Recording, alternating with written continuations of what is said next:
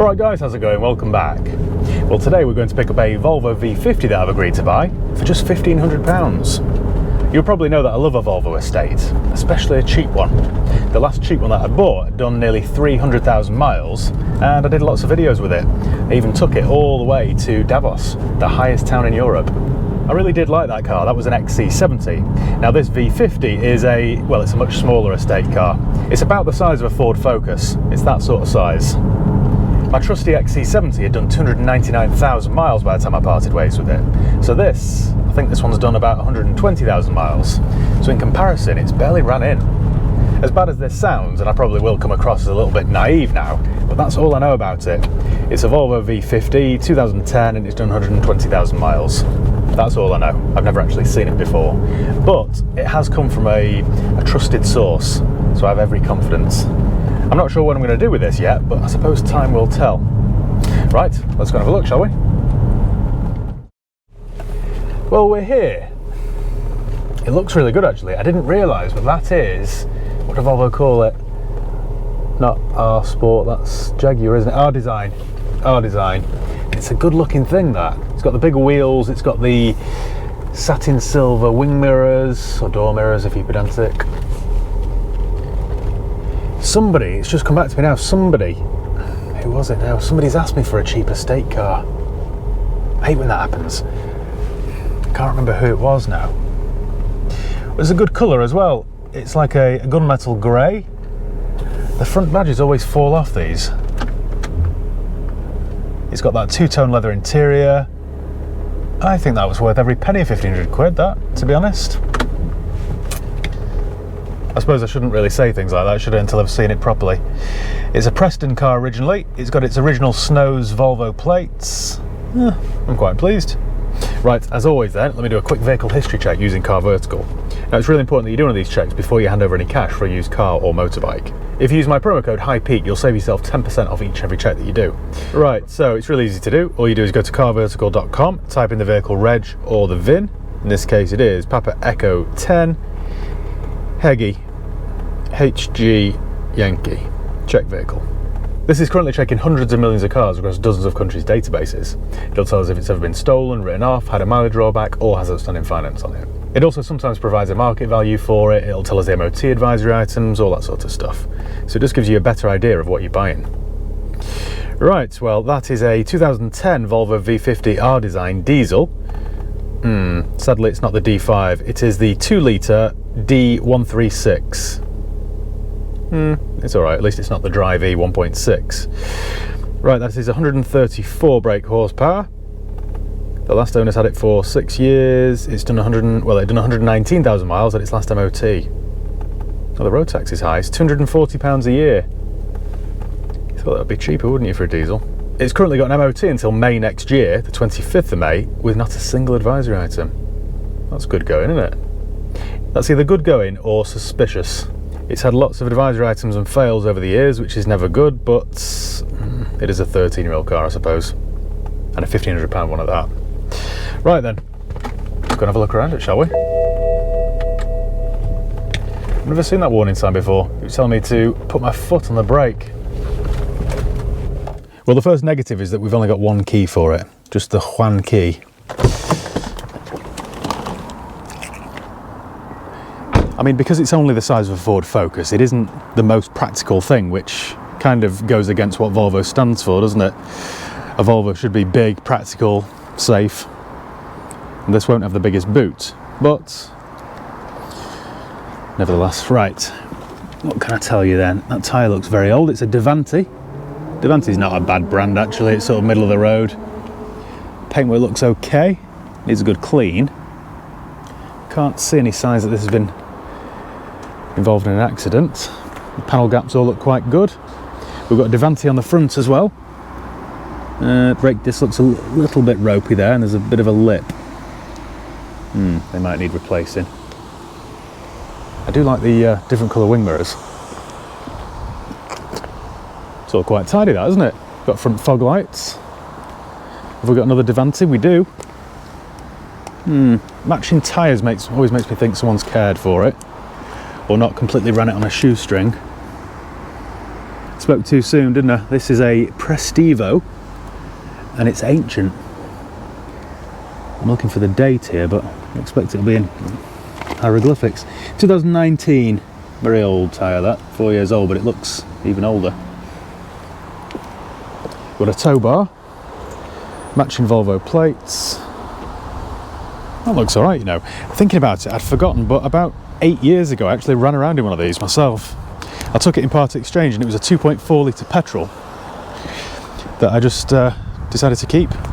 Had it for about 3 months. Let's have a look inside then. We've got a split driver's seat bolster there. It's all very grubby actually. Very grubby. Oh, get in because it's freezing. So we've done 122,000 miles, 696. It's aged quite well, this, you know, this whole design. We've got the R-Design steering wheel, which is quite chunky. For some reason they always put metal there, which is ice cold on a winter's day. Same with that. Two things you've got to touch and they're freezing cold without sounding like a pansy. I do like this whole thin dash business, very stylish. Oh, that's a pity. It doesn't have a winter pack. I don't know who would buy a car like this without the winter pack. Should have heated seats there and there, but it doesn't. Oh well. Could do with a very good clean, this. Got a parking ticket here from Rochdale. Some eBay mats. Well, it's grubby, but it would clean up. So let's not be too negative. Some pill cases there, some sugar. It's like nails on a blackboard, isn't it, that? Have we got any warning lights on then? Radio 2, show tunes? Don't think so, Elaine Page. Can't stand that.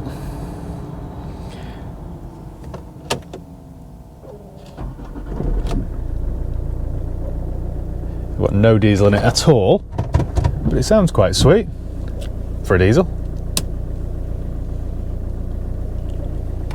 Let's go through my little info panel here then. How do you do that again? Yep, okay. Pretend that I know what I'm doing. Let's have a look under the bonnet then.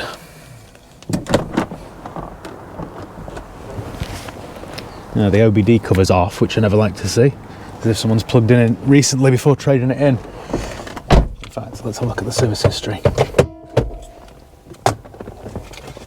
It's all been nicely bundled together. Difficult to do this one-handed. Service handbook.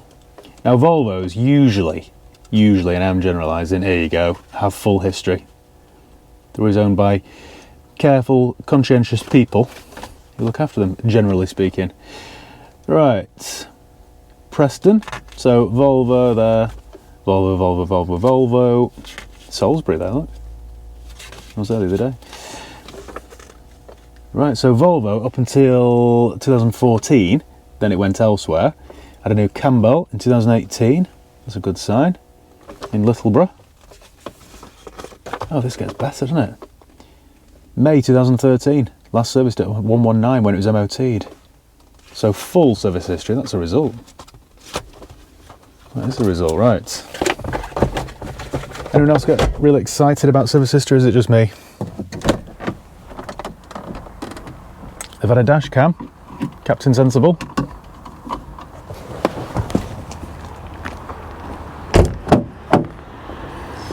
In the back, what have we got? Isofix points. You can see why these are so popular with families, can't you? Make a really good family car. Cup holders. I thought this might have had one of those booster seats, you know, where you pop the seat up and it... Anyway, it doesn't.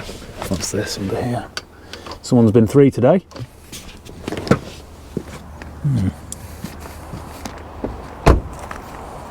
Got a tow bar, watch my shins.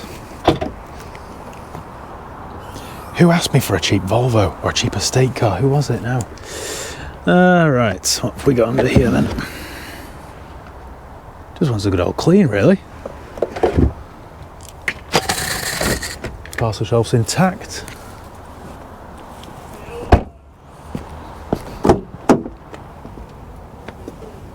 More parking tickets. I think based on the clues here, this hasn't been a family car as such, but I think it's belonged to somebody's grandfather who's picked up the grandkids regularly. That's why we've got a 3 today birthday boy badge in the back. Not that it matters in any way, shape or form, but I like to come up with a backstory for all these cars. Yeah, pretty good. Wonder why we've got 3 matching tyres though and 1 odd one. Could have been a puncture, I suppose. How do we get in the bonnet?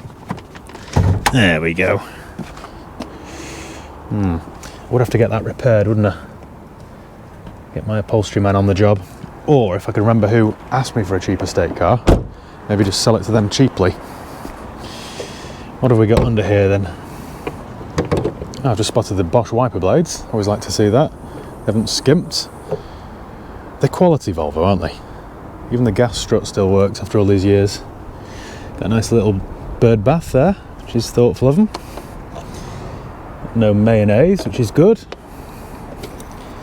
And my oil is, yeah, like ink. Typical diesel, really. Even though it was only changed 3,000 miles ago. Got what looks like a Bosch battery there. Well, that's all quite good. There's no obvious leaks. Not that I can see these days, everything's covered in plastic, but nothing there too untoward, really. Let's take this for a spin then and see how she performs. Right then, that would have been quite nice to put my heated seat on, wouldn't it? But whoever bought this new, cheaped out. Safety first in a Volvo. Stop things flashing at me and beeping and yelling in Swedish. I thought I could hear my clutch rattling, which would have been a sign of the dual mass flywheel, which is about £1,000 job, but it's fine. It isn't that at all. So that's good. Good news. They don't sound the best, do they, diesels? It's manual too, which I suppose is quite good. I'd have preferred an auto, but I think there are lots more people out there that prefer 3 pedals. Get this fan on because it's freezing. It says 9 degrees, but it feels much colder. Got this lovely famous junction over where no one lets you go. No. You have to push your way out sometimes, don't you? I'm trying to listen out for any sort of turbo whistles or rattles or knocks or wheel bearing hums, but it's all pretty good. It feels quite quick actually for 134 horsepower. Quite impressed. I do like these interiors. You know how to make a nice interior Volvo, don't they?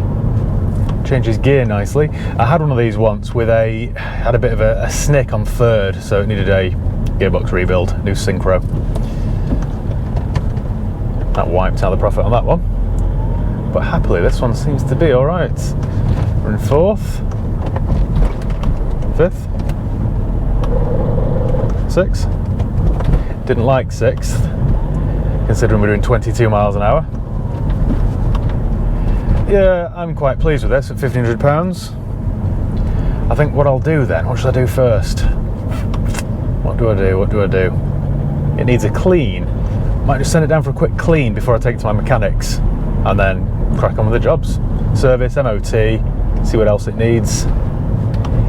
Maybe replace that rear tyre and get a matching Davanti. Maybe. Because I think this is probably a £3,000 car, this retail. So if I could spend maybe £500 on it, repairing the seat bolster, service MOT, tyre, then I can't see why there shouldn't be £1,000 profit here. Especially with all that service history. It's got to be peace of mind for somebody, isn't it? Unfortunately, I don't need to buff the headlamps or replace the number plates, which is a bit of a shame. Right, I'll catch up with you then in a couple of days' time. Well, we're back in the Volvo, and I've earned some profit. After we last spoke, I dropped it off at the local car wash for a wash and a vacuum. If you remember, it was quite dirty and grubby inside, and for £15 for a quick mini valet, they've turned it around nicely. It could have done with a proper, thorough £70 deep clean, but at that point I didn't quite know what I was going to do with it.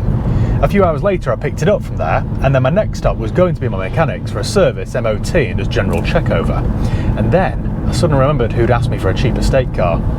A few days ago, a mate of mine's daughter asked me for a cheap estate car. They're currently doing up the house, so they wanted something that they could throw tools in the back of, do tip runs, trips to B&Q, all that sort of stuff. And an estate car is just the perfect tool for the job. So they said if I had something in stock for around £2,000, let them know. What I did next was send them some nice photographs of it, including the ripped seat bolster, and then told them it was £1,800, which I thought was quite fair. I could have probably got £2,000 or 2,200 or something like that, but I thought £300 profit, and I haven't done an awful lot of work. I'm quite happy with that. It's actually £300 profit, less the £15 for the mini valet, less £20 of diesel I put in it. So still, what's that, £265 profit? I'll take that on the day. I think if I were to retail this from the forecourt and have it forecourt ready, then it would have cost me probably £500 or £600, and then I could have probably got £3,000. So, all things considered, I'm quite happy with my small profit on the day. Keeps things spinning, keeps the money revolving, and everyone wins, really. I think with this level of service history, they're getting a really good car for £1,800. It's a really solid car. I think they could use it for a good year or two and still get £1,200 or £1,400 back for it. So when you think of it like that, it is cheap motoring. Proper bangonomics, really, isn't it? All that's left for me to do then now is run this back to the garage and meet them there and give them all the paperwork. That's about it. You see, in the used car business, it's good to spin your money around as quickly as you can. If you have a car in stock for 3 or 4 months, that's just all your money tied up, sat there glued to the forecourt. It isn't good business. There are a few examples of that at work right now. Cars which I bought all optimistically, thinking they would sell quickly, and then they just don't. It's a weird job. And it's also a job which just eats money. As careful as I try and be about my overheads, I do try and keep them as low as possible. It is just a machine, a monster that always needs feeding. You know, 60 grand a year to Auto Trader, 20 grand a year to eBay, and that's before business rates, rent, FCA commission, all that sort of stuff. It does soon rack up. Anyway, I think that's about it. So thank you once again for watching. Make sure you give the video a thumbs up if you enjoyed it. Make sure you subscribe if you haven't done already. You can follow me on Facebook, Instagram, Twitter and TikTok. I'll leave the link below. And yeah, cheers guys. See you next time.